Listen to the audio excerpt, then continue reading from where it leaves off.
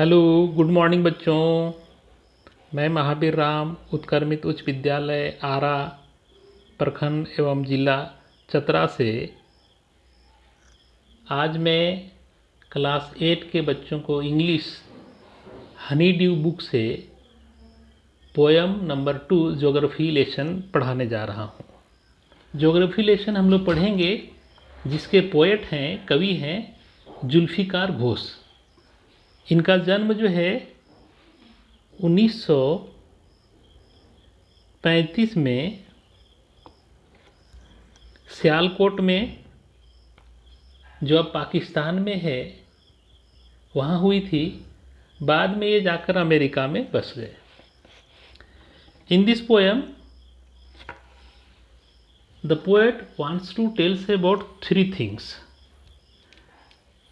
पहला कि how everything looks like from the sky, आसमान से कोई भी चीज़ें देखने में कैसी लगती हैं, चाहे वो आपका गांव हो, शहर हो या देश हो।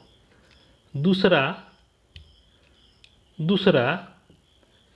कि how civilization was set up and developed, सभ्यताएं जो है वो कैसे विकसित हुई हैं और कैसे आगे बढ़ी हैं। और तीसरा, why people hate each other, लोग एक दूसरे से घृणा क्यों करते हैं। 3 चीज़ों को हम लोग इस कविता में समझेंगे और समझने की कोशिश करेंगे। आपका 10 से 15 मिनट लग सकता है, लेकिन अच्छी बात यह है कि ये 10 से 15 मिनट में ये पूरी कविता जो है आपको समझ में आ जाएगी। आप कॉपी कलम लेकर बैठें, आवश्यकता जो हो लिखने की आप उसे लिखें, यहाँ से यहाँ तक। बस इन चीज़ों को हम समझ लेंगे आगे। अभी मैं इस कविता को शुरू करता हूँ। When the jet sprang into the sky, it was clear why the city had developed the way it had. जैसे ही जेट का मतलब वायुयान,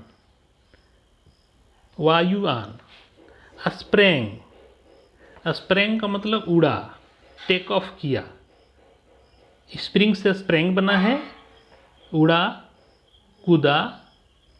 आसमान मतलब स्काई मीन्स आसमान में गया। It was clear in the mind of the poet कि किस तरह से सिटी जो है, शहर जो है, बसा है। Seeing it scaled 6 inches to the mile, और अब जो है आसमान में जाने के बाद धरती पर जो 1 मील थी वो लगभग 6 इंचेस के बराबर हो गई है।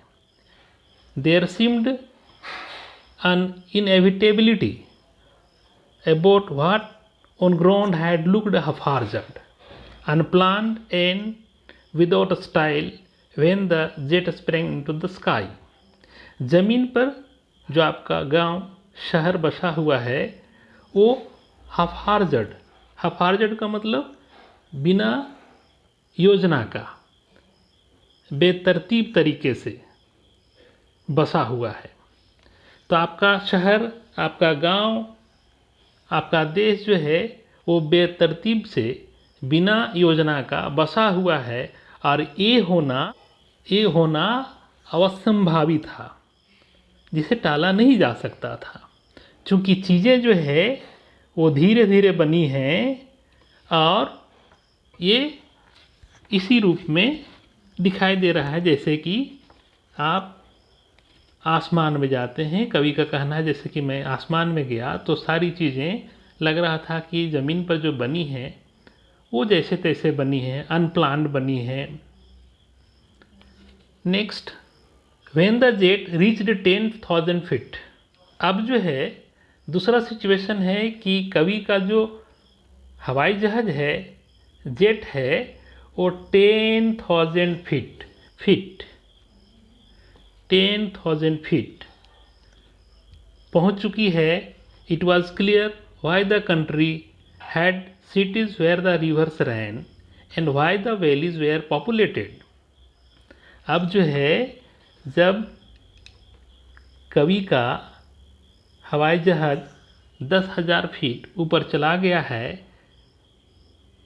ही वॉज क्लियर कि शहर कैसे बनी है और जितने भी शहर और पॉपुलेशन है वो नदियों के किनारे ही और घाटियों के किनारे ही क्यों बसी है। सभ्यताओं का निर्माण, चाहे वो सिंधु घाटी सभ्यता हो, मिस्र की सभ्यता हो, मेसोपोटामिया की सभ्यता हो, सारी सभ्यताओं का निर्माण और विकास जो है नदियों के किनारे ही और घाटियों के किनारे ही हुआ है। कारण है वाटर, वहाँ पानी उपलब्ध था और पानी से वो कृषि करते थे और जमीन उपजाऊ थी, तो ज़मीन और पानी ने लोगों को अपने ओर आकर्षित किया। ये बात ये लिख रहे हैं, and this was the logic of the geography. उनका कहना है that land and water attracted man was clearly delineated. Delineated का अर्थ है चित्रित करना या चित्रण करना, चित्रण करना, delineated. When the jet reached 10,000 feet high।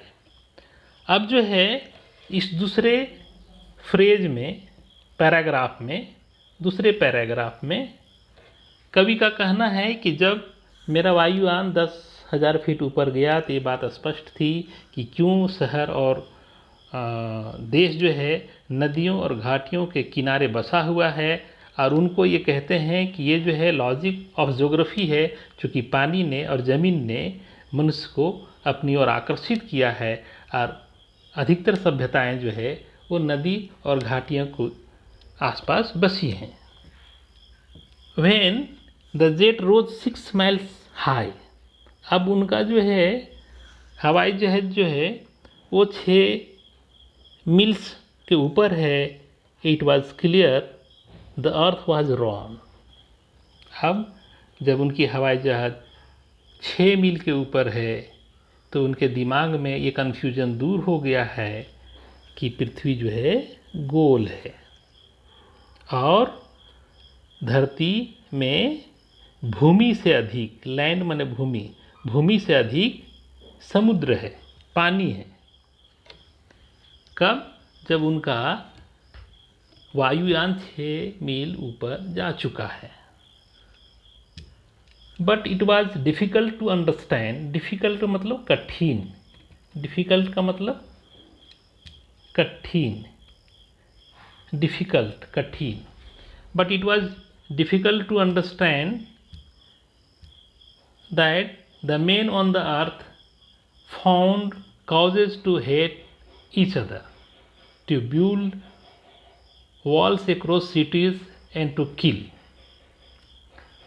अब जब उनका 6 मील ऊपर वायुयान चला गया है, वहाँ से जब वो देखते हैं ज़मीन की तरफ तो उनके मन में ये स्पष्ट हो चुका है कि पृथ्वी गोल है और धरती पर ज़मीन से अधिक पानी है, यानी कि समुद्र का सतह है। लेकिन एक बात उन्हें समझ में नहीं आई, वो ये कि पृथ्वी पर लोग एक दूसरे से घृणा क्यों करते हैं या उनके पास एक दूसरे का घृणा करने का वजह क्यों है। From A height of 6 miles he knew that earth was round and had more sea than land, but he failed to understand that why people hate each other, why people try to kill each other, and why they like bloodshed.